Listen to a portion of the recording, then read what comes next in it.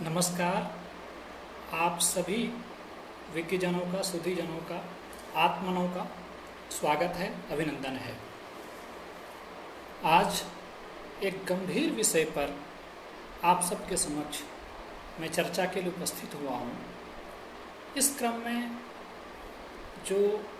जिस चीज़ को लेकर हम चलेंगे वह भाषा विज्ञान होगा। भाषा विज्ञान के आधार पर कुछ आपके प्रश्न हैं जिनके उत्तर देने की मैं कोशिश करता हूँ।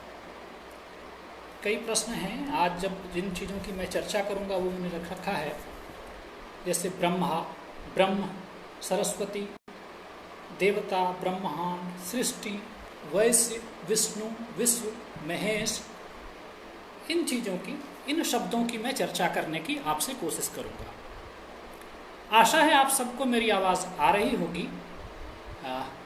निश्चित रूप से जो लोग आस्तिक हैं, जो लोग नास्तिक हैं, उनसे अधिक जो लोग तार्किक हैं, उन्हें यह जो सत्र है यह ज़्यादा पसंद आने वाला है। मैं यह कह रहा था आप सबसे, हो सकता है कुछ लोग आस्था या धर्म के चश्मे से मुझे सुनना चाहते हैं, उन्हें हो सकता है निराशा हो।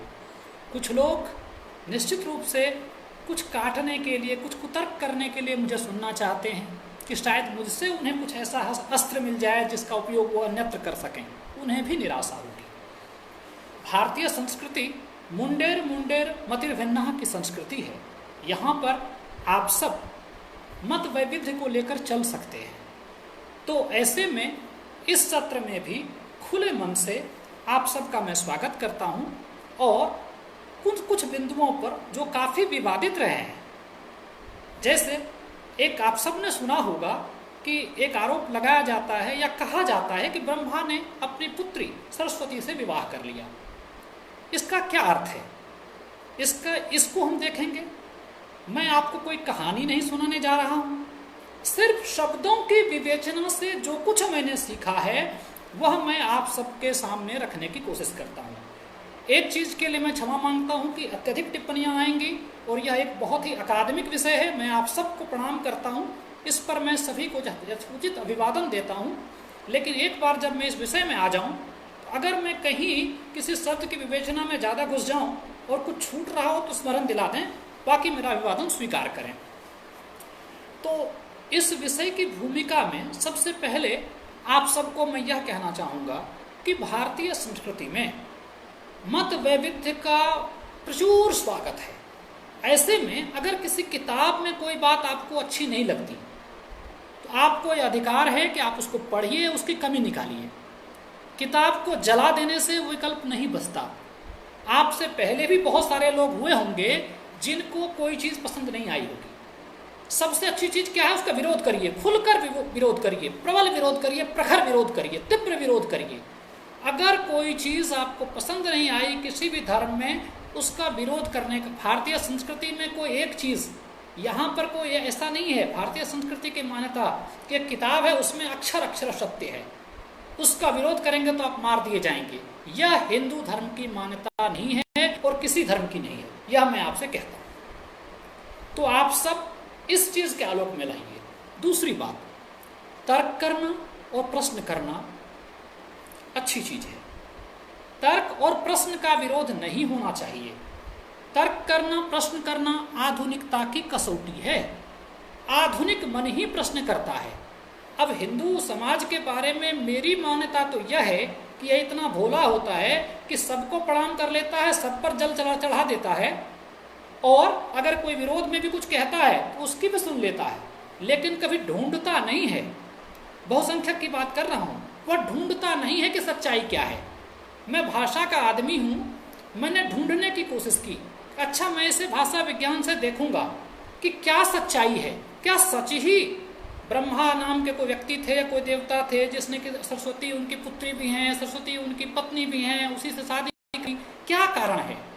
इन चीज़ों को समझने का भाषा वैज्ञानिक दृष्टिकोण क्या है, यह विज्ञान से कैसे जुड़ा है, इन चीज़ों पर मुझे लगा कि आपसे संवाद हो। आइए शुरुआत करते हैं। एक चीज़ और देखिएगा, जिस सरस्वती माता का चित्र आप देखते हैं वह 1896 ईस्वी में राजा रवि वर्मा ने बनाया था। यह आप सबको जानना चाहिए। जब 1896 में राजा रवि वर्मा द्वारा सरस्वती जी का चित्र बनाया गया, जो रूप आप देख रहे हैं, जो कहते हैं कुछ लोग कि सरस्वती, एक प्रश्न आया था कि माँ सरस्वती की बात करते हैं, उनके हाथ में वीणा कैसे? वीणा तो अभी उत्ती हुई है, कागज कैसे? यह तो राजा रवि वर्मा ने 1896 में जो कल्पना की, वो चित्र आप देख रहे हैं। मैं मातृभाषा उन्नयन संस्थान का हूँ, हमने हिंदी माँ का चित्र बनवाया। अब 200 साल बाद कोई कहे कि हिंदी माँ ऐसी ही थी, यह उनकी आस्था हो सकती है, सच्चाई नहीं। तो एक चीज तो यह समझ लीजिए कि जिस रूप में आप सरस्वती माँ का चित्र देख रहे हैं, वह चित्र राजा रवि वर्मा द्वारा 1896 ईस्वी में बनाया गया है। मैं उस पर बात नहीं करूंगा। मैं बात करूंगा आपसे ब्रह्म शब्द का अर्थ क्या है, सरस्वती शब्द का अर्थ क्या है। मैं मिथिला से आता हूँ। मिथिला वह भूमि है, मीमांसा की भूमि है। 15वीं शताब्दी का एक प्रशस्ति मिला है, जिसमें दिखाया गया कि जब मिथिलेश धर्मेंद्र सिंह जी का वहाँ शासन था, वहाँ पर एक पुष्करणी में यज्ञ हुआ, 1400 मीमांसा के लोग वहाँ जमा हुए। और मीमांसा तो जो देखती है उस पर बात करती है, किसी के वास्तविक स्वभाव को स्थापित करने का प्रयास करती है।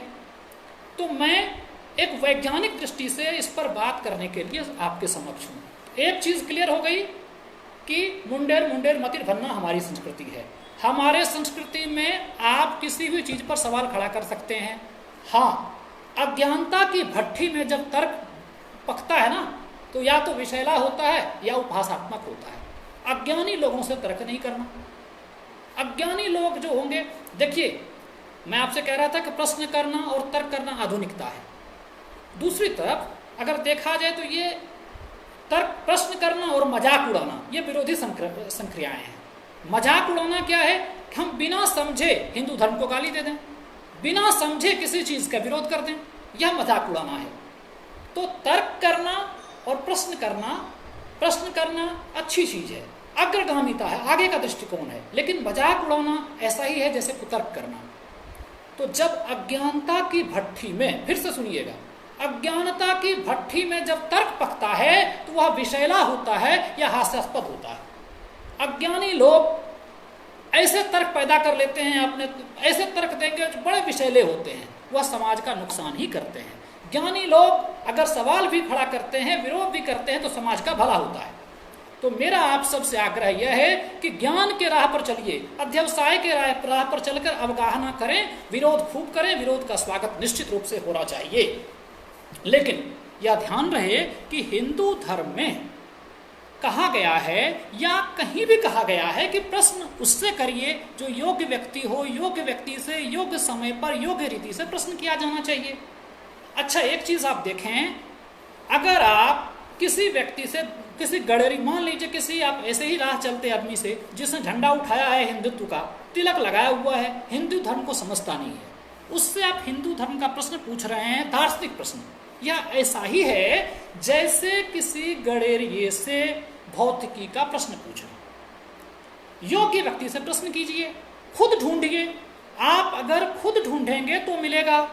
अच्छा, एक चीज देखें, हिंदू धर्म की कई अवधारणाएं कैसी हैं जो मैंने पाया है, बताता हूं। कुछ चीजें हैं गूढ़ दार्शनिक, कुछ चीजें हैं विभिन्न साधना पद्धतियों से संबद्ध, कुछ चीजें हैं तांत्रिक पद्धतियों से संबद्ध, कुछ चीजें हैं जनश्रुतियां, कुछ चीजें हैं प्रक्षिप्त। अब इतनी चीजों को एक व्यक्ति नहीं जान सकता। अगर एक व्यक्ति नहीं जान सकता, जैसे अगर आपको आंख का इलाज कराना है तो ऑप्थेल्मोलॉजिस्ट के पास जाएंगे, स्किन का डॉक्टर नहीं कर सकेगा। तो हिंदू धर्म के बारे में बात करने पर भी जो मैंने देखा है कि जो जिस विषय का विद्वान है वही उस पर बात कर सकता है। अधकचरा ज्ञान फैलाकर आपको नुकसान पहुंचाया जा रहा है। मेरे दोस्तों, इसको समझने का प्रयास कीजिएगा, योग्य व्यक्ति से प्रश्न करें। दूसरी बात, हर चीज की एक सीमा होती है। आप ऐसा समझें, 9वीं कक्षा में लाइट चैप्टर पढ़ते हैं फिजिक्स में, जिसमें प्रकाश के बारे में सब कुछ है। इवन ये भी बता दिया जाता है कि निकट दृष्टि दोष, दूर दृष्टि दोष कैसे होता है, मायोपिया कैसे होता है, उसका इलाज क्या है। लेकिन क्या 9वीं कक्षा में प्रकाश के बारे में पढ़कर किसी के मोतियाबिंद का ऑपरेशन किया जा सकता है? अगर नहीं, आप सोचिए वह व्यक्ति 9वीं में पहली बार पढ़ चुका है लाइट के बारे में, आंख के बारे में, स्ट्रक्चर के बारे में, लेकिन एक डॉक्टर 5-6 नहीं पर 2-3 क्या है कि मुझे यह पता नहीं है कि किस तरह से अगर बातचीत कर रहा हूँ और अगर फोन आ गया तो इससे व्यवधान आया, मैं इसके लिए क्षमा चाह रहा हूँ। तो मैं जो आप सबसे कह रहा था कि अगर 9वीं कक्षा में भौतिकी के बारे में पढ़ करके आप नहीं कुछ कर सकते उतना कुछ लाइट में, फिर आगे पढ़ना होता है। इसी तरह से हिंदू धर्म के बारे में कुछ विवेचन करने के पहले आपको बहुत कुछ पढ़ना और जान लेना चाहिए, और फिर विरोध जरूर करना चाहिए, खूब करना चाहिए, पुरजोर करना चाहिए। जो आदमी विरोध करने से मना कर रहा है उसे आप समझ लीजिए कि वो अज्ञानी है, मूढ़ है, विरोध करना आवश्यक है। तो आइए इस भूमिका के बाद फिर से अब उस विषय पे आ जाएं जहां पर हम इस बात की चर्चा करेंगे कि क्या है ब्रह्मा का रहस्य। देखिए, भाषा विज्ञान कहता है कि ब्रह्मा शब्द बना है ब्रह धातु से। ब्रह का मतलब होता है विस्तार। देखिएगा, मैं आपको पहुंचाऊंगा, दरअसल क्या है, मैं आपको पहुंचाने वाला हूं बिग बैंग थ्योरी से। जो साइंस कहता है, जो भाषा विज्ञान कहता है, वहीं आप पहुंचेंगे। तो ब्रह्मा शब्द बना है ब्रह धातु से। ब्रह का मतलब है विस्तार। तो देखिए, विस्तार जब आप बिग बैंग थ्योरी देखेंगे तो एक बहुत बड़ा विस्फोट हुआ जिससे कि पूरी सृष्टि फैली है। अब ब्रह्मा वह विस्तृत विस्तीर्ण, सबसे पहले देवता कौन हुए? ब्रह्मा। विस्तार, जगत का जो जगत कारण कहा गया है ब्रह्मा को।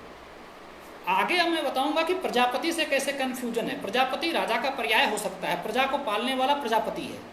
मैं ब्रह्मा की बात कर रहा था। तो ब्रह्मा ब्रह धातु है, वह है विस्तार, परम ऊर्जा। विस्तार जिसको कहेंगे, जिससे जो परम ऊर्जा है जो चारों बगल फैली है बिग बैंग थ्योरी से, वह ब्रह्मा है। अब इसके साथ देखिए, तो ब्रह्मा से बना ब्रह्मांड। ब्रह्मांड क्या है?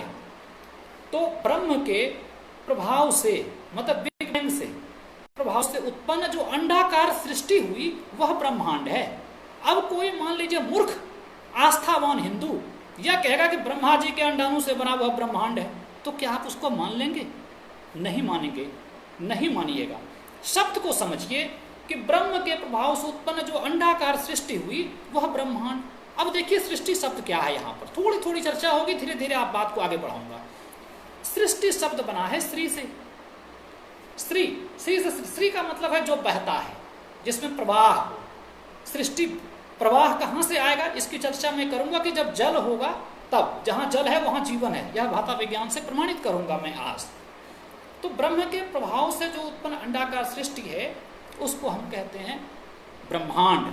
अब देखिए, ब्रह्मांड शब्द को मैंने समझाया।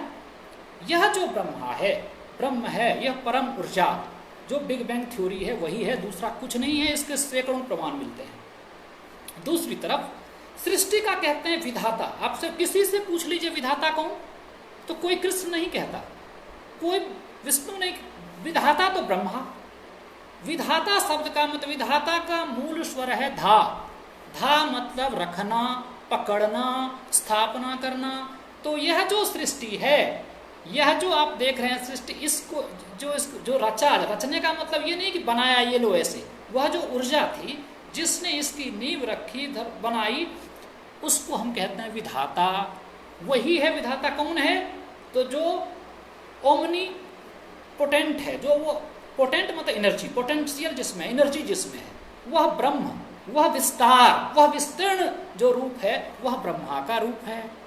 अच्छा देखिएगा, यहीं साथ साथ कुछ चीजें चर्चा चलेंगी। साथ में आप देखिए, सरस्वती को मैं लेता हूँ। सरस्वती शब्द क्या है? सरस्वती शब्द को व्याकरण से पहले देखिए, फिर भाषा विज्ञान में उतरिए। व्याकरण कहता है सरस, मतलब नीचे हल लगेगा, हल चिन्ह है, सरस, जो वती से सरस्वती बनता है। ठीक बात है, सरस्वती शब्द की उत्पत्ति यह रही। अब देखिए, सरस शब्द को समझिए, सो और रस, रस के साथ, मतलब रस शब्द कैसे बना? रस जोड़ अच, रस जोड़ अच से रस बना, उसमें हमने सौ लगा दिया तो सरस हुआ, उसकी हमने तो सरस शब्द बन गया। अब अगर सरस और वती, सरस्वती शब्द की निर्मित होती है। रस क्या है? रस को समझिएगा क्या है, सरस्वती तक पहुंच जाइएगा। वो सरस्वती माता नहीं जिसकी आप पूजा करते हैं, सरस्वती तत्व जो ज्ञान का तत्व है, वहां पहुंचना है। तो देखिएगा सरस्वती क्या है, इसको समझिए। तो सौ रस वती, रस शब्द के बारे में ऋग्वेद में कहा गया है कि जल ही रस है, पेय है रस कहा गया, जिसको हम पीते हैं जल को कहा गया रस। तो ऋग्वेद आदि वेद है, वहां पर जल को ही कहा गया है रस के रूप में। आगे देखिएगा, तैत्तिरीयोपनिषद कहता है परम ब्रह्म को रस कहा गया। रस का मतलब जिसमें रसे वसा आप सब सुनते हैं। देखिए सुखार्थना, जो सबकी सुख जो है सबकी प्रवृत्ति होती है, सुख की चाहत सबको होती है, वह सुख की चाहत को आप रस से जोड़ करके देखिए। क्या है कि रस क्या है, जैसे आप दूध देखते हैं, जैसे आप तिक्त रस होता है, कड़वा हो सकता है। साहित्य के विद्यार्थी जो हैं, जो जानते हैं, उन्हें पता है नौ रस क्या है। तो रस जो यह है, सबसे पहले रस भी बना है श्री ध्वनि से, रस भी बन गया श्री से। वैसे रस को आप समझ लीजिए कि जल है रस, तरल है रस, रस का मतलब जो आपको जिसको आप आस्वादन करें वह है रस। तो आप एक चीज समझिएगा, पहले इतने से ही समझिए आप कि जब सृष्टि को, जब ब्रह्मांड बना, उसमें जहां रस होगा मतलब जहां जल होगा वहीं जीवन होगा। पूरे ब्रह्मांड में जहां पर जल होगा वहीं तो जीवन होगा। तो ब्रह्मा की जो यह बिग बैंग थ्योरी हो जाती है, बिग बैंग थ्योरी में एनर्जी निकलता है और क्या निकला है, साउंड। साउंड को क्या कहते हैं, विस्फोट या स्फोट कहते हैं ना, बड़े विस्फोट का सिद्धांत। वह स्फोट क्या है, स्फोट ही तो शब्द हैं। तो ध्वनि निकली है और ऊर्जा निकला है। ध्वनि जो है वह शब्द है, कहते हैं स्फोट शब्द है, ध्वनि शब्द गुणः। स्फोट या विस्फोट शब्द हुए और ध्वनि उसका गुण हुआ। तो बिग बैंग थ्योरी से दो चीजें निकली हैं, लाइट और एनर्जी। जो लाइट है वह शब्द है, जो एनर्जी है वह देखिएगा पूरी तरह फैली है सब जगह। अब जहां पर वहां सरस्वती आएगी वहां पर देखिएगा जीवन होगा। तो सरस्वती क्या, जहां पर जल है, जहां पर रस है, तो सरस्वती का मतलब सरस्वती। तो जब सृष्टि में सरस्वती तत्व आ गया तो सृष्टि में जीवन आया। सरस्वती तत्व का आने का मतलब क्या है कि सृष्टि में रस आ गया है, सृष्टि में जल मिला है, जल मिलने से वहां पर जीवन की उत्पत्ति होगी। अब इसको वेदों में कैसे बताया गया, बोला कि ब्रह्मा जी जो हैं, ब्रह्मा का विवाह होता है सरस्वती से। अब उस पर अभी भूल जाइएगा, उसकी चर्चा मैं बाद में करूंगा, पुत्री से किया कि नहीं। अभी ऐसा समझिए कि कहा गया ब्रह्मा का विवाह सरस्वती से होगा, तो तब जाकर के पहले मनुष्य की उत्पत्ति होती है जिसका नाम मनु है। ध्यान दीजिएगा। तो जब ब्रह्मा की सृष्टि मतलब परम एनर्जी, सुप्रीम जो एनर्जी है, अब वहां उसने सृष्टि रची है, मतलब सृष्टि मतलब प्रवाहमयी। श्री मतलब जो बहता है, प्रवाह है, प्रवाह मतलब जल है। तो सृष्टि उसी से बनी है।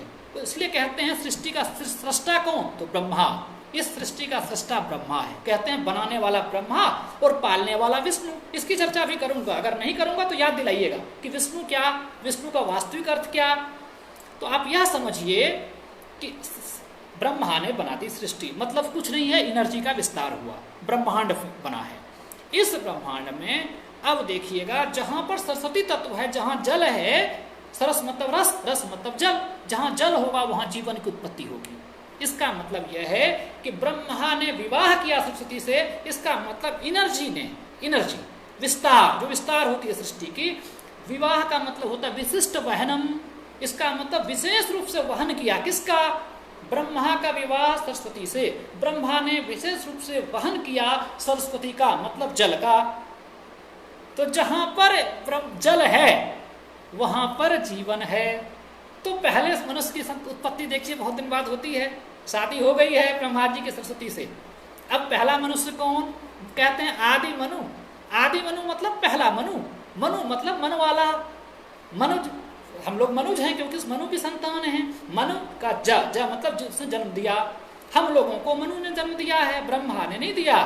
इधर ब्रह्मा ने और सरस्वती से शादी कर ली, मतलब जो एनर्जी है, जो विस्तार है, जो आप देख रहे हैं वर्ल्ड को, इसमें जब जल आया तो जीवन हुआ।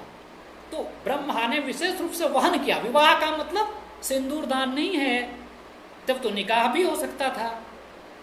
विवाह का मतलब विशिष्ट वहनम, विशेष रूप से वहन करना। तो ब्रह्मा जी ने विशेष रूप से वहन किया। किसका वहन किया, सरस्वती का। सरस्वती का अर्थ क्या है, जल है। तो ब्रह्म सृष्टि में जल आया तो जीवन हुआ, जीवन से धीरे धीरे क्रम लिखा हुआ है कितने कल्प वर्ष बाद, शादी के तुरंत बाद नहीं हो रहा है मनुष्य की उत्पत्ति। पहले जलचर आए, जल वाले जीव आते हैं, ये हमने पढ़ा है। बाद में उनकी संतति होती है जिनका नाम रखा गया आदि मनु। मनु का मतलब मन वाला, जिसको मन हुआ वह मनुष्य हो गया।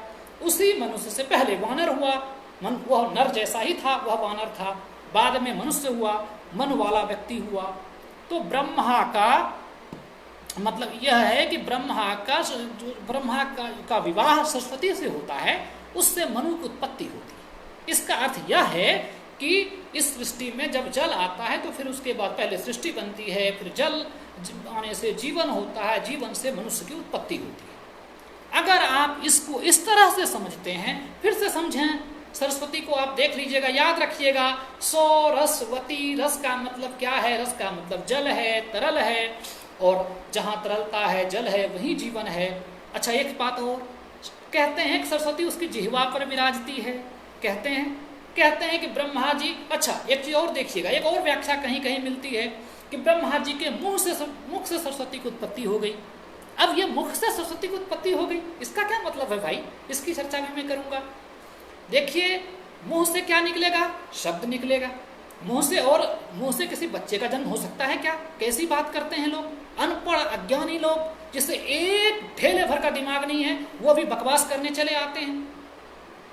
अब किसी के मुंह से, ब्रह्मा के मुख से क्या कहते हैं? और कहते हैं कि सत्व रूप है, मतलब ब्रह्मा जी की तो सत्व रूप में सरस्वती की पुत्री है, मानस पुत्री है। वाह!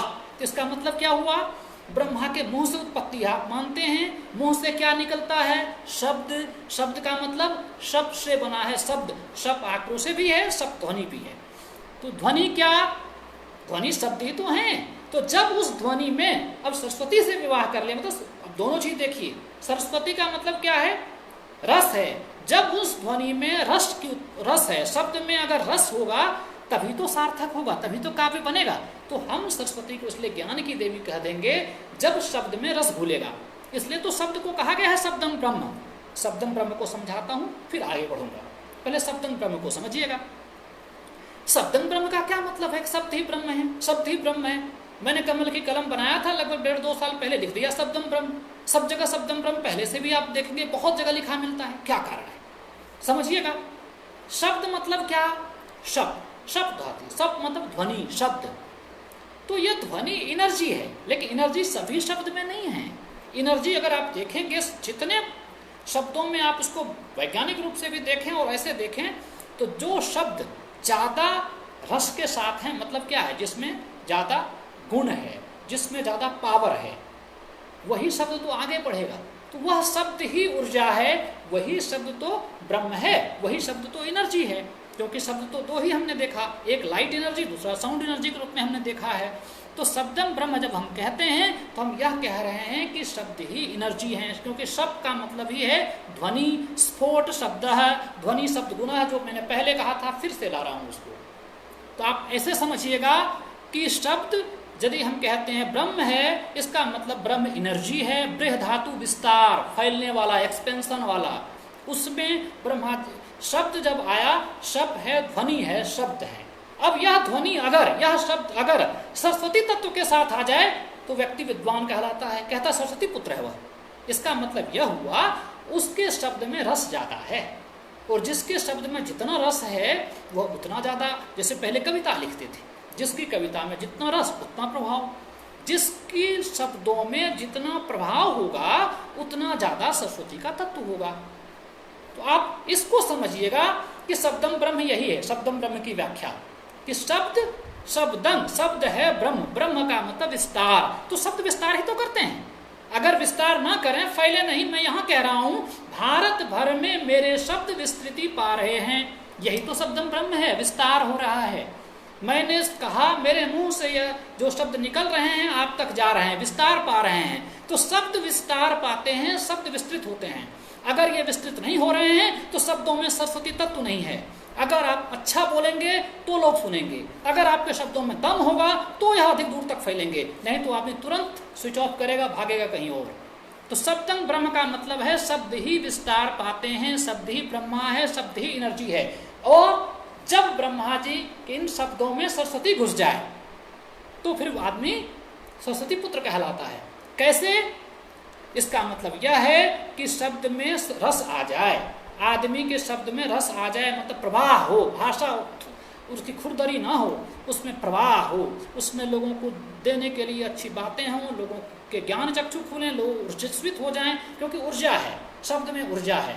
आपके शब्दों को सुनकर जब लोग ऊर्जस्वित होते हैं तभी शब्दम ब्रह्म की बात चरितार्थ होती है। तो खैर, तो शब्दम ब्रह्म हम चल रहे थे, उस दूसरी तरफ हम आपसे बात कर रहे थे सरस्वती तत्व की। तो जब आप ये देखिए शब्दम ब्रह्म हो गया, सृष्टि में सरस्वती तत्व आ गया, दूसरी तरफ ब्रह्मा जी के मुख से सरस्वती की उत्पत्ति की बात चली थी। यह मैंने आपसे कहा कि ब्रह्मा जी के मुंह से सरस्वती की उत्पत्ति का मतलब यह है कि ब्रह्मा जी के मुख से ऊर्जावान जो शब्द निकले, उसमें जब वह काव्य रचने लगा, जब उस शब्द से लोगों वो भाषा का रूप ग्रहण करने लगी, तो हम उसको कहते हैं कि सरस्वती तत्व आ गया। भाषा किसके साथ है? मनुष्य के साथ है।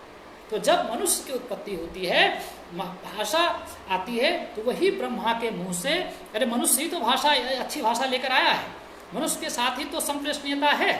तो जब ब्रह्मा जी ने सरस्वती से विवाह कर लिया, मतलब जब विस्तृत एनर्जी है, और जब देखिए जब वहाँ पर जल आया है, जीवन की उत्पत्ति होती है, और पहले मनुष्य की उत्पत्ति होती है, जिसको हम मनु कहते हैं। मन वाला व्यक्ति, जो पहला व्यक्ति हुआ वो मनु था। मनु भी बहुत हुए हैं। खैर, अब हम आगे बात को बढ़ाते हैं। एक चीज और आपको मैंने कहा कि वही ब्रह्मा विधाता है, यह तो आप समझ लीजिए। विधाता का मतलब यह नहीं है कि कुम्हार की तरह रच दिया।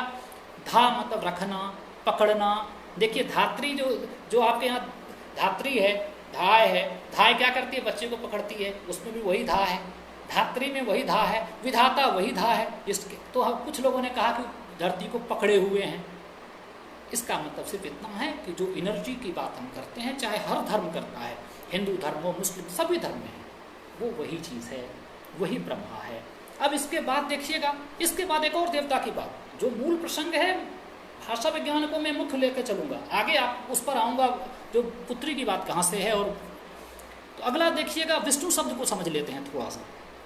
अब ब्रह्मा तो यह है, सुमित भी सुन रहा होगा, सुमित का भी एक प्रश्न था कि गुरु ब्रह्मा गुरु विष्णु गुरुदेवो महेश्वर गुरु साक्षात परब्रह्म तस्मै श्री गुरुवो नमः, उसका क्या अर्थ है वो भी बताऊंगा। तो देखिएगा कि अब ब्रह्मा का अर्थ समझ लिया। विष्णु क्या है? विष्णु का विष धातु है। विष धातु का मतलब क्या है? जो व्यापक है, जो व्यापक हो गया, विष से बना विष्णु। अब ब्रह्मा जी आ गए, ब्रह्मा का मतलब सिर्फ इतना ही हुआ जो विस्तार हुई एनर्जी। अब इस ब्रह्मांड में जो विश्व है, जिसको हम विश्व कहते हैं, ब्रह्मांड तो जितनी गैलेक्सी हैं, जितनी आकाश गंगाएं हैं, सबसे बना ब्रह्मांड, वहाँ पर है ब्रह्मा जी। अब फिर देखिए विश्व कहाँ आया? विष धातु से बना विश्व, उसी विष धातु से बना है विष्णु। विष धातु का मतलब ये होता है प्रवेश करना। अब पूरे ब्रह्मांड से जब आप प्रवेश करते हैं, वहाँ जहाँ जीवन है, तो वहाँ आए विष्णु। विष्णु कौन? जो हर जगह जीवन तत्व को संरक्षक के रूप में फैले, वो हुए विष्णु। इसलिए कहते हैं कि सबके पालन करता है, क्योंकि सभी जगह प्रेजेंट हैं, वो ओमनी प्रेजेंट हैं, वे सर्व जगह सभी जगह मिलने वाले हैं। इसीलिए कहा गया विष्णु। विष्णु बना है विष धातु से। विष धातु का मतलब होता है प्रवेश करना, पकड़ना, व्यापकता, व्यापनशील है, वो सब जगह व्यापक हैं। इसीलिए कहते हैं घट घट में बसे हैं राम, घट घट में बसे हैं कृष्ण। ये लोग भी विष्णु के अवतार थे ना। कभी नहीं कहते हैं घट घट में बसे हैं ब्रह्मा, क्योंकि उन्होंने तो वो ब्रह्मांड की सुप्रीम एनर्जी। अब देखिए जब हम कहते हैं विष्णु, विष्णु वह है जो प्रवेश करता है, विष्णु वह है जो व्यापक है। तो जो व्यापक है वह विष्णु, और विश्व देखिए उसी व्याप्ति से जहाँ तक मनुष्य है, जहाँ तक जीवन है, उसी को तो हम विश्व कहते हैं। तो विश्व हो गया। इसी विश्व से बना है वैश्य। अब देखिएगा ब्राह्मण शब्द जो बना है, ब्रह्मा के कहते हैं ब्राह्मण की उत्पत्ति भी मुख से हुई। इसका क्या मतलब है, इसको भी समझते चलिएगा। देखिए जब मैं भाषा विज्ञान पे बात करूंगा तो कहानी के रूप में तो ये नहीं आ पाएगी बात। भाषा विज्ञान के रूप में आप देखते चलिएगा, फिर आप कहानी जोड़िए। अब देखिए ब्राह्मण शब्द भी ब्रह्मा के मुख से निकला है। इसका मतलब शब्द, मुख से शब्द निकलता है, जो शब्दों का व्यापार करेगा वह ब्राह्मण है। अब वैश्य शब्द सुना होगा, वैश्य को बताता हूं। वैश्य शब्द विष से बना है, प्रवेश करना, पकड़ना। जो कुछ हम खाते हैं कहाँ प्रवेश करता है? पेट में। यहीं तो जाएगा, पेट में जाएगा। इसलिए कहते हैं कि पेट से उत्पत्ति हुई है वैश्य की। ऋग्वेद के दसम मंडल पुरुष सूक्त, उसमें देखिए लिखा गया है पेट से हुआ वैश्य। वैश्य का क्या मतलब है? जिसकी उत्पत्ति देखिए पेट से हुई। विष मतलब प्रवेश करना, पेट से, पेट में ही सब कुछ प्रवेश करता है, इसलिए वैश्य में विष धातु है। विष्णु जो सब जगह व्यापक है वह विष्णु है। विश्व भी वही है जहाँ हम प्रवेश करके जीवन जहाँ प्रवेश कर जाता है वह हुआ विश्व।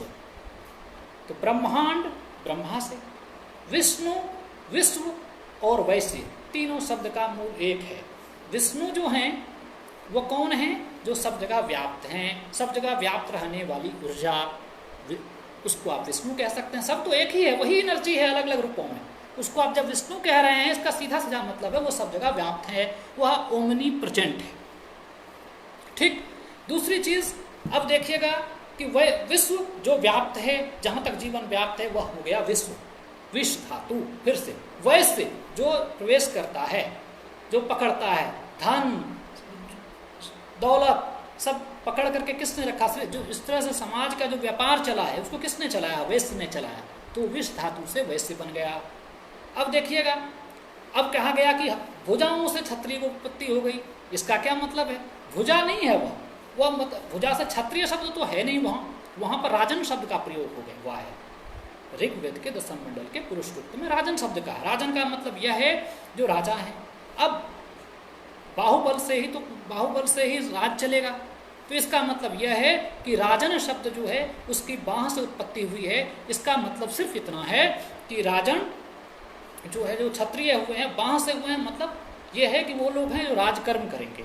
वैसे विष धातु प्रवेश करने वाला, जिसने सबको पकड़ा है, तो पेट में ही जो खाते हैं वो पेट में जाता है, पेट ही जो है सब कुछ चलाता है। तो उद्योग धंधे सब चलाने वाले वैश्य हुए। तो वैश्य का मतलब यह हुआ। अब ब्राह्मण का मतलब जो शब्द, क्योंकि मुंह से निकला, मुंह से शब्द निकले हैं, शब्द धातु, शब्द धातु, ध्वनि, जो शब्दों की खेती करेगा, जो शब्दों के कार्य किए गए वो उनको ब्राह्मण कह दिया गया।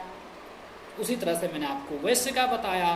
जो शूद्र शब्द को अगर देखा जाए तो उसको मैंने कहा है कि अब उसकी उत्पत्ति गलत, पैर से हुआ मतलब पैर से थोड़ी जन्म ले लेगा कोई, वह भी गलत है। इस पर बड़ा आलेख है मेरा, लेकिन अभी इतना समझिएगा कि नीचे का जो धड़ा होता है यही सबसे महत्वपूर्ण होता है। इसी पर आप खड़े होते हैं तो समाज की जो नींव है वह रखा गया उस समुदाय के लिए। और आप चाहे ब्राह्मण हो, चाहे किसी ने उसकी गलत व्याख्या कर दी, लेकिन अगर देखिए तो जिनको आज हम दलित कहते हैं वो समाज के सबसे महत्वपूर्ण, समाज का निचला हिस्सा जिस पर वो खड़ा है, मंदिर का नींव तो वही है, उसको कहा गया पैर से उत्पत्ति। इसको आपको सोचने की जरूरत है। जैसे मैंने आपसे कहा ब्रह्मांड है, तो ऐसा थोड़ी एक ब्रह्मा के अंडाणु से उत्पन्न हो गया। ब्रह्मा के प्रभाव से, ब्रह्म मतलब ऊर्जा, ब्रह्म का मैंने कहा है ब्रह धातु से तो गोल अंडाकार सृष्टि बनी, उसको जब हम ब्रह्मांड कहे, उसमें सृष्टि वह है जो श्री सरक। देखिए सरीसृप में भी श्री है, श्री धातु बहने के लिए, रस में भी, रस की भी ध्वनि श्री है, बहना। जब तक बहने का तत्व नहीं है, प्रवाह नहीं है, भाषा में ही प्रवाह नहीं है, तो कहते हैं भाषा अच्छी नहीं। तो रसात्मक अनुभूति जो है वह श्री है, वही सृष्टि है जहाँ रस है, वह जहाँ जीवन है, और वही सरस्वती तत्व है।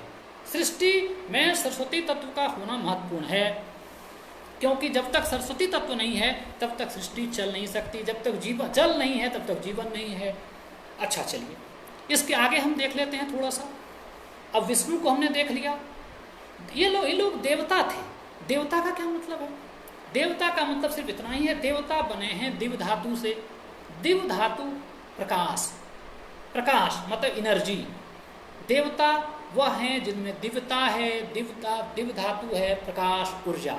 तो ब्रह्मा हो, विष्णु हो, ये सबको देवता कहे गए।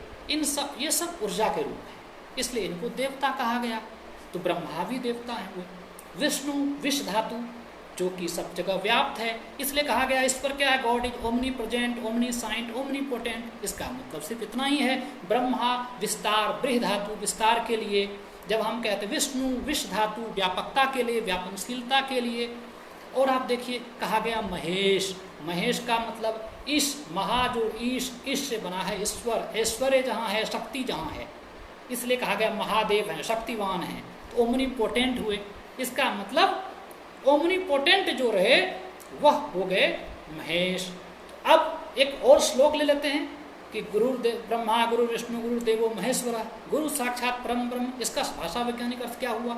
गुरु ही ब्रह्मा है, मतलब वही विस्तार करवाते हैं, आपकी सोच का विस्तार वही गुरु करवाता है, इसलिए गुरु ब्रह्मा है।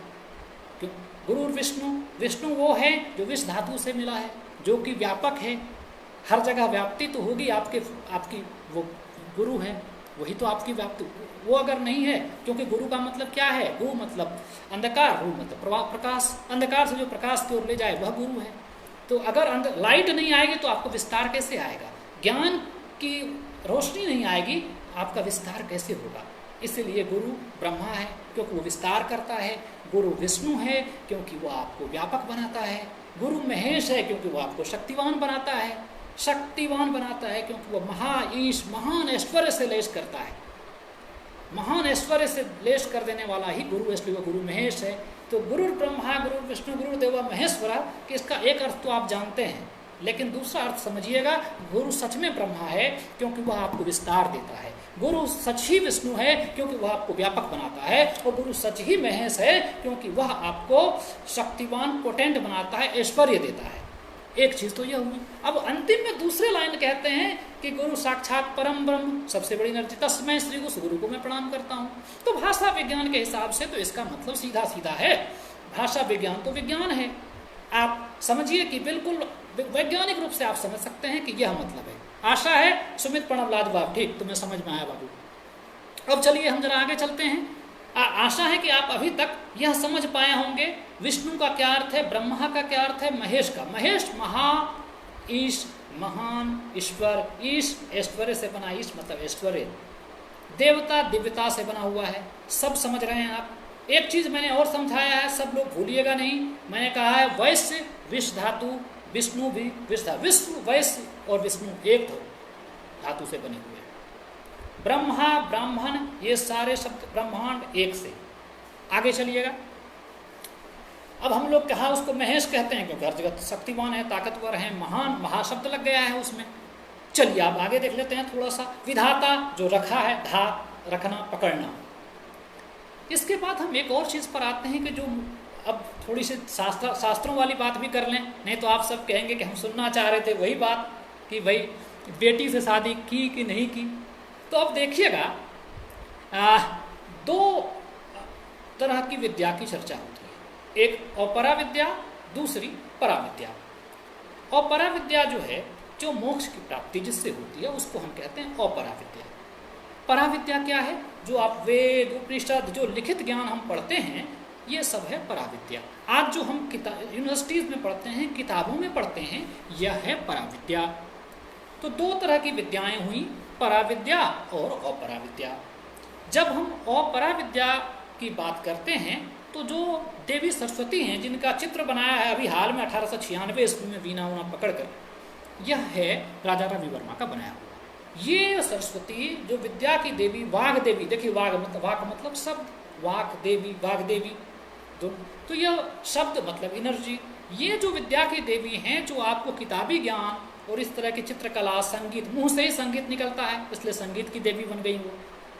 सोचिएगा जरा, तो जो विद्या की देवी सरस्वती हैं, ये हैं आपको अपराविद्या। अपराविद्या मतलब किताबी ज्ञान, दुनियादारी का ज्ञान, चित्रकला, संगीत वगैरह वगैरह। और दूसरी जो विद्या है वह है पराविद्या। अब दोनों विद्या है तो विद्या जिसमें दोनों विद्या में रस है, क्योंकि परम जो आप देखिए तैत्रीय उपनिषद में देख लीजिए, परम ब्रह्म को रस कहा गया है।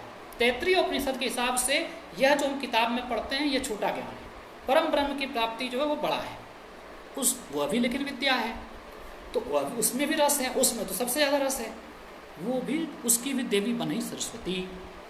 तो सरस्वती, दो सरस्वती की किताबों में चर्चा मिलती है, दो सरस्वती की चर्चा मिलती है, एक और पराविद्या के लिए एक सरस्वती, पराविद्या के लिए एक सरस्वती। देखिए बहुत सारे प्रजापति शब्द मिलते हैं। सरस्वती शब्द एक तो आपको अगर नहीं घुसना है साकार ब्रह्म में, अगर आप निर्गुण उपासक हैं, तार्किक हैं, तो आपको जो मैंने अभी तक कहा है इससे बहुत कुछ समझ में आया होगा। लेकिन फिर भी अगर आप समझना चाहते हैं तो ऐसा समझिएगा, अपराविद्या मतलब जो आपकी सरस्वती जो हैं, जो कि विद्या की देवी हैं, जो कि किताबी ज्ञान आपको वेद उपनिषद पढ़ाती हैं, वो अपरा विद्या है। और दूसरी जो मोक्ष की देवी है। ब्रह्मा की जो पत्नी सरस्वती हैं, इसके बारे में उल्लेख मिलता है। देखिए पुराणों में कई जगह चर्चा है। वह यह है कि लोगों ने कहीं से कुछ पढ़ा और कुछ व्याख्या कर दी, जबकि इंटरटेक्चुअलिटी, जब दरिदा लोगों ने उत्तराधुनिकता की बात चलने की, डिकंस्ट्रक्शन की, दरिदा के डिकंस्ट्रक्शन की बात आई, तो कहा गया, एक शब्द आया है इंटरटेक्चुअलिटी। एक जगह से कुछ मत पढ़िए, उनको संदर्भ में अलग अलग जगह से पढ़िए। जब आप अलग अलग जगहों से पढ़ेंगे तो आप संबंध जोड़ पाएंगे। तो पुराणों में लिखा हुआ है कि दो सरस्वती हैं। एक सरस्वती है जो अपरा विद्या की हैं और एक परा विद्या की हैं। तो ब्रह्मा की जो पत्नी सरस्वती हैं वह अपरा विद्या की हैं, कहीं कोई कन्फ्यूजन नहीं है। और अपरा, अब एक तो आप मूर्त रूप में समझिए तो सरस्वती मतलब रस है, रस मतलब शब्द है, ब्रह्मा एनर्जी है, बात खत्म हो गई। अब जो लोग साकार ब्रह्म को मानते हैं उनको समझाता हूँ। ब्रह्मा जी हैं, ब्रह्मा जी, अब सरस्वती उनकी पत्नी हुई, उन्होंने उनसे विवाह किया। वो कौन से सरस्वती हैं? विद्या की देवी हैं, विद्या की देवी सरस्वती हैं, ठीक। वो श्वेत रंग की हैं। दूसरी जो सरस्वती है, ब्रह्मा की पुत्री हुई है सरस्वती, क्योंकि जिसके जो गुण कला, जब ये सब कलाएं आ गई तो बाद में मोक्ष की अवधारणा आई। तो इसका मतलब दूसरा क्या हुआ? दूसरी सरस्वती हुई जो मोक्षदायिनी, वो ब्रह्मा की पुत्री माना गया उसको, क्योंकि ब्रह्मा से मुख से उत्पत्ति हुई, मुख से उत्पत्ति हुई, इसलिए उसको कहा गया। ऐसा भी ब्रह्मा, ऐसा नहीं ब्रह्मा कोई व्यक्ति और किसी से उन्होंने संसर्ग किया और उससे पुत्री हुई, ऐसा नहीं है। जिस कहीं भी लिखा है तो लिखा है जो सरस्वती ब्रह्मा की पुत्री हैं उनकी उत्पत्ति मुंह से ही हुई थी। वो सरस्वती हैं जो पराविद्या की हैं, उनकी शादी हुई है विष्णु से। तो जो अपराविद्या की हैं वो आपको जो वीणा पाणी हैं, वाग देवी हैं, संगीत की देवी हैं, ये हैं। दूसरी जो सरस्वती हैं वे हैं जिनकी शादी विष्णु से हुई है, पता कर लीजिएगा। एक और तर्क, इसलिए वह चीज़ तो गलत हो गई कि अपनी ही बेटी से साथ, जब पहले मनुष्य की ही उत्पत्ति होती है। जब ब्रह्मा ने सरस्वती से शादी की तो पहले मनुष्य की उत्पत्ति हुई, तो उससे पहले बेटी कैसे हो गई और फिर बेटी से विवाह कैसे कर लिया? इसलिए वो तर्क तो गलत हो गया, बकवास, उससे बकवास तो कुछ हो नहीं सकता। तो आप यह समझिएगा कि जब ब्रह्मा जी के मुख से, मतलब जब ब्रह्मा जी ने पहले विवाह किया है सरस्वती से, मतलब एनर्जी, और जहाँ वाटर आया वहाँ पर लाइफ आ गया है। शब्द में जब रस आ गया, जब सरस्वती तत्व आ गया, सरस्वती में रस तत्व है, मैंने कई बार बताया है। जब शब्द में रस आया है तो इसका मतलब यह है कि सरस्वती तत्व है। चलिए ठीक। अब अगर वो ब्रह्मा हैं, उन जब धीरे धीरे मनुष्य की उत्पत्ति हो जाती है, बाद में मोक्ष और इस तरह की अवधारणा की बात आती है। इसके लिए जब इनकी, तो ब्रह्मा के मानस से जो उत्पत्ति होती है सरस्वती, वो हुई उनकी पुत्री, उनका सत्वरूप, उनकी शादी उनको लाल रंग से दिखाया गया है, हरदम उसको लाल रंग से दिखाया गया। जहाँ भी चर्चा है उस सरस्वती की जो ब्रह्मा की पुत्री हैं वो है लाल रंग से, और उनकी शादी होती है विष्णु से।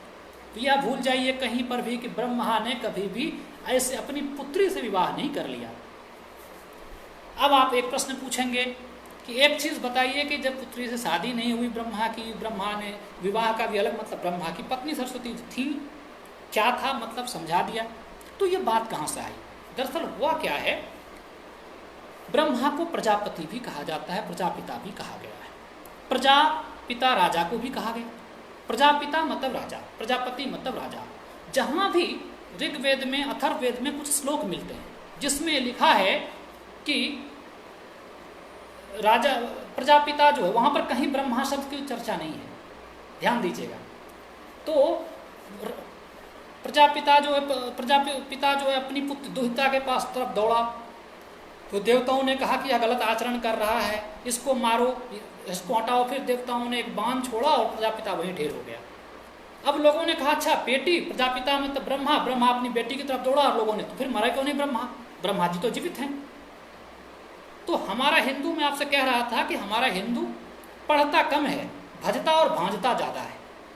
बस जल भी चढ़ा लेगा और कोई कुछ बोला तो सुन भी लेगा, ठीक से ना विरोध कर पाता है ना ठीक से पढ़ सकता है। तो समझिएगा, वह जो शब्द है अथर्ववेद में एक मंत्र है, मैं इसको, वह कहता है कि प्रजा सभा और समिति प्रजापति के पुत्रियां हैं। दुहिता मतलब पुत्री, प्रजापति मतलब राजा। तो राजा की पुत्रियों को सभा और समिति कहा गया है।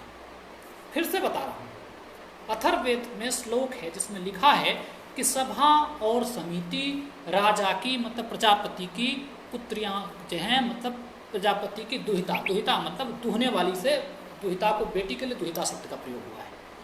अब सभा और समिति थे और सभासद को कहा गया है पितातुल्य। अब इस श्लोक को देखिए तो प्रजापति जो है मतलब राजा जो है वह दौड़ता है अपनी पुत्री की ओर, और यह भी लिखा है कि उनकी पुत्रियों ने, देखिएगा एक श्लोक दूसरा श्लोक, फिर इस श्लोक को तो बता दिया कि मोहित हो गए। एक और श्लोक है उसमें लिखा है कि उनकी दुहिताएं क्रोधित हो गई, क्रोधित होकर के विरोध किया, उससे धरती लाल हो गई। अब समझिएगा जरा कि बड़े बूढ़ों ने विरोध किया साथ में और धरती लाल हो गई। इसका मतलब सिर्फ इतना था कि जो प्रजापति था, जिसने अपने आप को, प्रजापति नाम का कोई राजा है, जिसने जो अपनी बेटियां मतलब सभा और समितियों, मतलब सभा और समिति, उसकी बात को प्रजा उसकी बात को उसने सुना नहीं है। इससे जो सभासद थे, जो किंग मेकर टाइप के लोग थे, वो विद्रोह करते थे। और जो उसकी वहां पर कहीं सरस्वती नहीं है, वहां लिखा है प्रजापति और दुहिता। जो भी आपको कहता है उसको बोलिएगा कि श्लोक लाओ, उसमें लिखा है प्रजापति, हर जगह प्रजापति है और लिखा है अपनी दुहिता। इसका मतलब आपने सरस्वती क्यों निकाल लिया सीधा सा। और दूसरे श्लोक में ऊपर अथर्ववेद में ही लिख दिया गया है कि प्रजापति की मतलब राजा की दुहिताएं मतलब पत्नियां हैं, तो सॉरी उसकी दुहिता मतलब बेटियां हैं सभा और समिति। सभा समिति जो ग्राम सभा मतलब सभा और समिति होती थी विद्वानों की परिषद। राजा को उसका ख्याल रखना चाहिए, राजा ने उनका ख्याल नहीं रखा। इस पहले तो मोहित हुआ, एक श्लोक है जिसमें कि उसको पहले ध्यान रखा है, बाद में धीरे धीरे कहा है कि प्रजापति गुस्सा कर बेटी की ओर दौड़ा, और उसके बाद बड़े बूढ़े करे यह तो नहीं करने वाला काम कर रहा है तो इसको मारो मारो। फिर जो है मतलब कि बाण उठाता है, धरती खून से लाल हो जाती है। इसका प्रतीकात्मक अर्थ अब आप समझ रहे होंगे। इसका मतलब सिर्फ इतना था कि प्रजापति नाम का कोई राजा है, उसने सभा और समिति नामक अपनी बेटियों की बात नहीं सुनी। इसकी बेटियों की बात नहीं सुनने का मतलब यह हुआ कि प्रजा ने कर दिया विद्रोह। विद्रोह करने से वहाँ खून खराबा होता है और धरती खून से लाल हो जाती है। अब आप हिंदू नहीं पढ़ेंगे, हिंदू धर्म को नहीं पढ़ना चाहेंगे, बस पूजा कर लेंगे, मंत्र पढ़ लेंगे, मंत्र का मतलब नहीं समझेंगे, फिर लोग आपको आपके धर्म ग्रंथ को गाली देंगे तो आपको सुनना पड़ेगा, क्योंकि आपने कुछ पढ़ा तो है ही नहीं, आपका ज्ञान तो है ही नहीं, आप तो सुनने के लिए तैयार नहीं है, कोई चीज़ पढ़ने के लिए तैयार नहीं है। तो अब आप यह समझिएगा कि प्रजापति, वहाँ पर कहीं ब्रह्मा शब्द की चर्चा क्यों नहीं है? प्रजापति राजा को कहते थे, तो आपने प्रजापति जो राजा है। अच्छा, सबसे बड़ी बात, जिस ब्रह्मा से सरस्वती की उत्पत्ति है, अब समझिएगा, वह ब्रह्मा तो आदि मनु के पिता है ना, तभी राजा की अवधारणा नहीं। आदि मनु के पिता, वहां राजा की अवधारणा ही नहीं है। पहला मनुष्य जन्म नहीं लिया है। जब ब्रह्मा ने सरस्वती से मतलब एनर्जी ने वाटर से और साउंड में भी, चूंकि शब्द है, शब्द में भी रस है, सरस्वती है, तो लाइट, साउंड और वाटर से जब सृष्टि अपनी बनी है, पहला मनुष्य, मन वाला व्यक्ति जब मनुष्य पैदा होता है, उसके बाद तो मनुष्य की उत्पत्ति होती है, तभी कहाँ से इसकी उदाहरण आ जाएगी। तो जिस प्रजापति की बात बाद में मिल रहा है, उस श्लोक को मैं, चूंकि अकादमिक हो जाएगा विषय, इसलिए मैं इसको अलग से लिखूंगा भी, और मैं आप सबको कहूंगा कि ये चीज़ें जो मैं आपको बता रहा हूँ, ये चीज़ें, अच्छा कुछ बीच बीच में प्रश्न छोटे छोटे आते रहते हैं। नास्तिक का मतलब नो अस्ति, अस्ति मतलब है, नास्ति मतलब नहीं है। जो यह मानता है कि नहीं है वो है नास्तिक। हिंदू शब्द की व्याख्या अर्पण भाई पूछ रहे हैं, अच्छा इस पर भी आऊँगा। तो अब यह देखिए, अभी बीच में देख रहा था, क्षितिज पूछ रहा था अनुज कि बृहस्पति सबसे बड़ा ग्रह है, वह भी विस्तार है, ये भी ठीक बात है। तो प्रजा, अब देखिए मत्स्य पुराण और सरस्वती पुराण, ये दोनों में इस तरह की चर्चा है कि सरस्वती, दो सरस्वती थीं, और फिर जो ब्रह्मा की जो बेटियां हैं, इस तरह की चर्चा हुई है। तो आप उसको ऐसे समझ लीजिएगा कि जो सरस्वती है अपरा विद्या की, मतलब ज्ञान की, जो हम पढ़ते हैं उनकी, वो शब्द की देवी हैं, शब्द मुंह से ही निकलते हैं। अब इसको बना दिया मुंह से निकली सरस्वती, इसको, और ये भी पढ़ा, और फिर ये पुत्री हुई तो विवाह क्यों कर लिया? आप कंफ्यूज हो गए। मुंह कहीं पर यह तो नहीं लिखा है ना कि सरस्वती ब्रह्मा जी के वीर से सरस्वती की उत्पत्ति हुई, कहीं ऐसा लिखा है? नहीं लिखा ना। मुंह से उत्पत्ति है। मुंह से इसका मतलब मूर्खों समझिए कि मुंह से उत्पत्ति होती है, मतलब उनके शब्द से मतलब रस है उसमें, इसलिए सरस्वती तत्व आया। सरस्वती तत्व है जैसे जल तत्व है, जल तत्व ही सरस्वती तत्व है शब्दों में। दूसरी चीज ये, विवाह किया मतलब विशेष रूप से वहन किया, जो एनर्जी है उसमें वाटर आया। विवाह मतलब विशिष्ट वहनम, विवाह की बात है।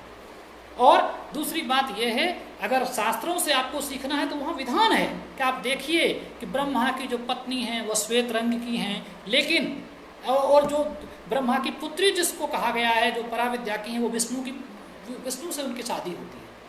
तो दो सरस्वती नाम, चूंकि जो होता है नाम भी रखते हैं, सरस्वती नाम के दो कन्याओं का उल्लेख है, और जो ब्रह्मा की पत्नी हैं वो श्वेत रंग की हैं, जो पुत्री हैं वो रक्तवर्णी हैं, और उनकी शादी विष्णु से हो जाती है। अब जो यह श्लोक है कि ब्रह्मा ने दुराचार कर दिया, वो कहीं और से लिया, तो सबको मिला के ऐसी खिचड़ी पकाई।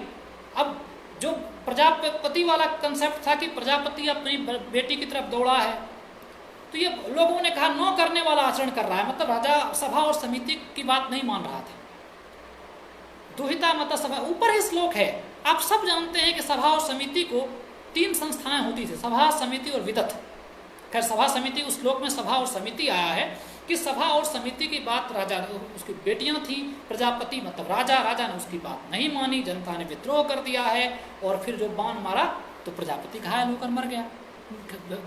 अगर वो प्रजापति ब्रह्मा थे तो मरे कैसे? और आपको कहीं से कोई चीज डाल दी और आपने पूजा करने छोड़ दे रहे, ब्रह्मा की पूजा नहीं करनी, इसीलिए तो ब्रह्मा का एक ही मंदिर है। इस तरह की बातें आपकी कूप मंडूकता को दिखाता है। देखिए 3 तरह से ना, जो आप देखेंगे साधना पद्धति 3 होती है, प्राधानिक रहस्य, वैकृतिक रहस्य और मुक्ति रहस्य। तो प्राधानिक रहस्य में इस चीज की चर्चा मिलेगी आपको, जो गूढ़ बात कहते हैं, अभक्ते देवदातव्यं गोप्ते लक्ष पार्वती। कुछ चीजें तो सबको बतानी भी नहीं चाहिए, और कुछ जो ज्ञान की चीजें हैं जो अलग अलग परंपरा है, जैसे मीमांसा दर्शन अलग तरह से काम करता है। जैसे आप देखें जो वेदांती होंगे वो अलग ढंग से देखेंगे। तो ब्रह्मा ने, ये ध्यान रखिएगा, विवाह किया है सरस्वती से, मतलब सरस्वती क्या है?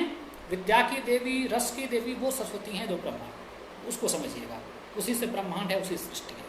जो पुत्री की बात चल रही है तो ये समझिएगा कि मुंह से, जहाँ भी चर्चा है वहाँ मुंह से है, तो वो पराविद्या, मतलब जब धरती फैली है, पहले विवाह किया है सरस्वती, जब धरती की उत्पत्ति हो गई है, धरती पर मनुष्य हो गए हैं, मोक्ष की जब अवधारणा आती है तो उसके लिए जो रक्तवर्णी, तो उसके जो पुत्री कह लीजिए, या सबसे अच्छा होता है, इसलिए कहते हैं ज्ञान मार्ग जो होता है वो निर्गुण होता है, निर्गुण में समझना ज़्यादा आसान होता है। तो उसको आप समझिए, वो पराविद्या की हैं, विष्णु से उनकी शादी होती है। कहीं भी कन्फ्यूजन कहाँ है? अगर कहीं कन्फ्यूजन है आप मुझे बाद में भी कुछ पूछ सकते हैं, मैं तुरंत आपको जवाब दूंगा। अगर आपको कहीं कोई भी तर्क चाहिए, कोई भी आपको थोड़ा सा पढ़कर कहीं बकवास कर रहा है, तो ज़रूर आप मुझे बताइएगा, मैं आपको बताऊंगा कि देखिए ये ऐसा है। अच्छा, तो कुछ और प्रश्न हैं? अभी एक प्रश्न था, अब मेरे ख्याल से समय होने पर है, लेकिन कुछ प्रश्न थे। एक प्रश्न ये आया है कि क्या वेद में मांस भक्षण है, नहीं है? देखिए इस पर भी मैंने रिसर्च किया, मुझे लोगों ने पूछा कि बताइए वेद में मांस भक्षण वगैरह का है, नहीं है। तो इस पर मैं फिर, मेरे ख्याल से इस सेशन को आज यहीं रहने देंगे, इस पर मैं फिर आऊँगा। अभी इतना समझ लीजिएगा कि महाभारत में शांति पर्व में श्लोक मिला है मुझे, जिसमें सीधा सीधा लिखा हुआ है कि मांस और मदिरा वेद में कहीं नहीं है। मांस और मदिरा की जो चीज़ चर्चा है वह प्रक्षिप्त है, यह महाभारत में लिखा हुआ है। महाभारत कब का लिखा हुआ है? उस महाभारत ग्रंथ में शांति पर्व में श्लोक मिल जाता है, मुझे मिला है, मैंने देखा, जिसमें लिखा हुआ है कि मांस और मदिरा, बलि जो है, ये चीज़ें यज्ञ में कहीं नहीं आती थी। देखिए यज्ञ का भी मतलब आप गलत समझते हैं। यज्ञ का मतलब ये नहीं हवन है, सृष्टि के कल्याणार्थ किया जाने वाला कोई भी कार्य यज्ञ है, इसलिए पढ़ना भी एक यज्ञ है। यज्ञ का मतलब बाद में इसका अर्थ संकोच हो गया, आप समझते हैं यज्ञ का मतलब हवन, यज्ञ का मतलब हवन नहीं है। तो यज्ञ सिर्फ हवन नहीं था। अब इसके लिए देखिए ब्राह्मणों का कर्म था पूजा पाठ, उनके लिए हवन शब्द ठीक है, तो वो मान लेंगे यज्ञ को हवन, लेकिन यज्ञ सिर्फ हवन नहीं है, सृष्टि के कल्याणार्थ किया गया कोई भी कार्य जो है वह यज्ञ था। ज्ञान यज्ञ है, श्रम यज्ञ है, सब यज्ञ है। तो दो तरह के लोग थे शुरू से, एक देवीय प्रवृत्ति कहा गया जिसमें दिव्यता है, दूसरी असुर प्रवृत्ति या राक्षसी। असुर प्रवृत्ति, असुर मतलब अशुद्ध धातु है, वो बड़े शक्तिवान होते थे, वो कोई बुरा शब्द नहीं है। लेकिन देखिए जो असुर प्रवृत्ति है, राक्षसी प्रवृत्ति है, और दूसरा देवीय संस्कृति है। देवीय संस्कृति के लोग भी यज्ञ करते थे, आप रामायण देखते हैं तो उसमें मेघनाथ भी यज्ञ करता मिलता है। जो देवीय संस्कृति थी उसके यज्ञ में कहीं भी मांस मदिरा नहीं थी, जो राक्षसी प्रवृत्ति थी वहां पर मिले मुझे। इसको मैंने भाषा विज्ञान से देखा, अज शब्द का मतलब बकरी भी है और अज का मतलब पुराना चावल भी है।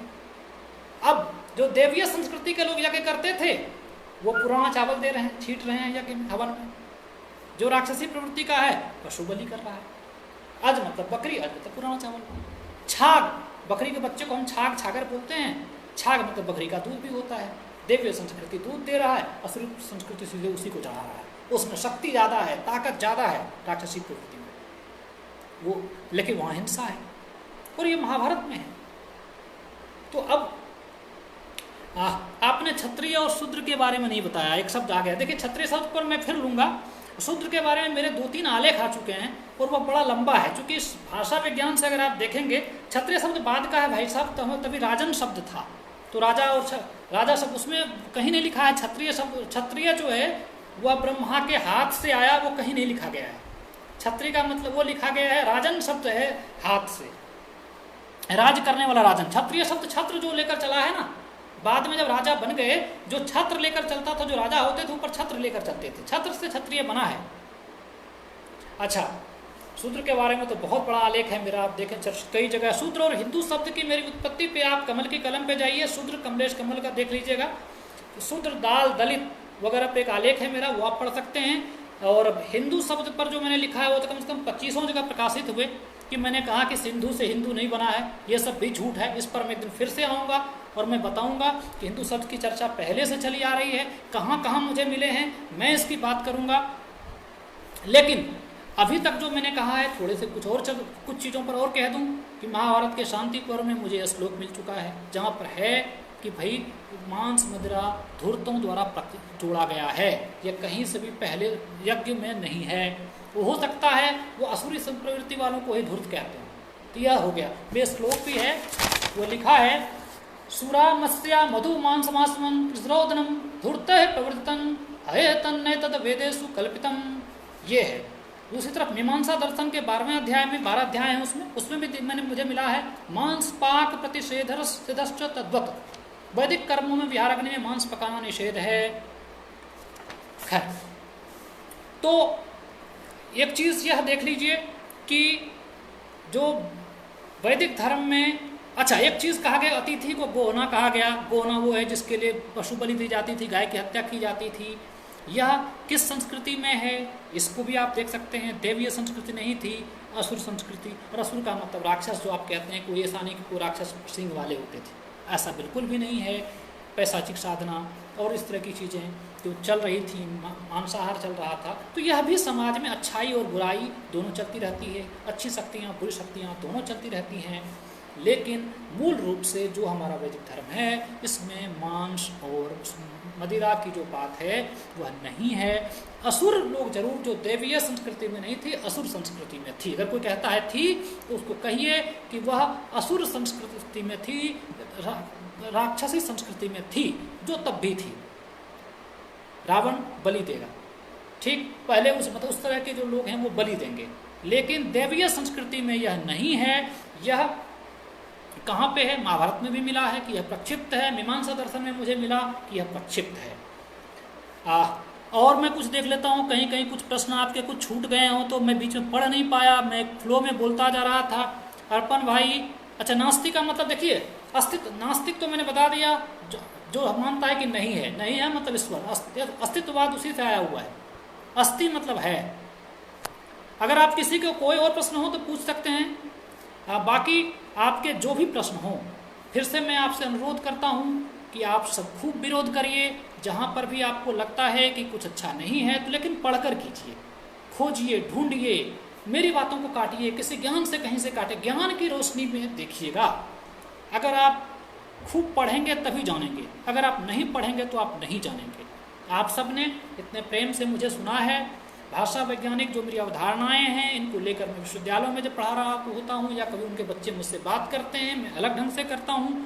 शायद इस प्लेटफॉर्म पर मैं जिस तरह से बता रहा हूँ, आप सब इसको समझ पा रहे होंगे, अच्छा लगा होगा। अगर कुछ और शब्द छूट गए हों तो एक बार जल्दी से पूछ लीजिए, अगर कोई ऐसा प्रश्न है जिसको जो इस विषय से हो। ब्रह्मांड, क्या क्या शब्द थे? प्रजापति की व्याख्या हो गई, सरस्वती हो गए, ब्रह्मा देवता, ब्रह्मांड, सृष्टि, श्रुति, वैश्य, विष्णु, विश्व, महेश। मैंने इतने ही शब्द आज के लिए लिए थे। इसमें अगर कुछ और शब्द अगर आपको पूछने हों तो आप पूछिए। ठीक, आप सबने सुना है भागवत विनोद कुमार जैन महोदय, ठीक, आप सबको मेरा प्रणाम। प्रश्न जरूर भेजिएगा।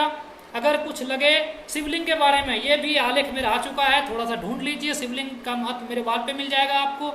जो मेरे वाल पे है उस पर मैं भी नहीं आ रहा हूँ। इस पर मैं सिर्फ यह कह रहा हूँ कि आप सब जो छद्म, जो झूठ फैलाया जा रहा है उसका विरोध कीजिए, और विरोध ज्ञान से कीजिएगा, डंडा लेकर नहीं। और एक शब्द पूछा है कि भजना और भांजना क्या है? हिंदू में लिखा है कि जो साधारण हिंदू है भजता और भांजता ज़्यादा है, पढ़ता कम है। मतलब ईश्वर को भज लेता है और बिना समझे बोलने लगता है। तो इन चीज़ों को करने की जरूरत नहीं है। ज्ञान के मार्ग पर चलिए, अध्यवसायिक मार्ग पर चलिए। शब्द को ब्रह्म समझिए, मतलब शब्द ही आपके ब्रह्म है, वही आपको विस्तृति देगा, वही विस्तार देगा। 5000 साल बाद भी इच्छा तो ऐसी है, कुछ ऐसा लिखता जाऊँ, पढ़ता जाऊँ। 5000 साल बाद भी कोई उठाए किताब तो कहे कि अच्छा इन शब्दों की ऐसी मीमांसा हो सकती थी। आज तक हमारे यहाँ मैं कहना चाहूँगा हुआ यह है कि लोगों ने श्लोक पढ़े, उसके अर्थ पढ़े, सुना दिया क्लास में जाकर। कभी कुछ हमारे आचार्यों ने भी उस तरह से विवेचना करने की, उसको अंतरपाठ, इंटरटेक्चुअलिटी, कि इसको दूसरी जगह से मिलाना, उसको फिर तीसरी जगह से मिलाना, मिला करके उसका निष्कर्ष निकालना, इस तरह से चीज़ें नहीं हो पाई हैं। अभी हमारे यहाँ बहुत ज़्यादा अनुसंधान की ज़रूरत है, रिसर्च वर्क की ज़रूरत है। मैं भाषा के माध्यम से कर रहा हूँ, और सब भी चीज़ें, और भी आपके प्रश्न जो टिप्पणी में आए हैं, मैं इन सब को फिर कभी अगले सेशन में आऊँगा। आप सब मुझे ज़रूर बताएंगे कि क्या मैं यह जो मिथक है कि ब्रह्मा ने अपनी पुत्री सरस्वती से विवाह कर लिया, इसको तोड़ने में सफल रहा नहीं रहा, यह सब आप बताने का कष्ट करेंगे। आप सबको फिर से प्रणाम, नमस्कार, जय हिंद।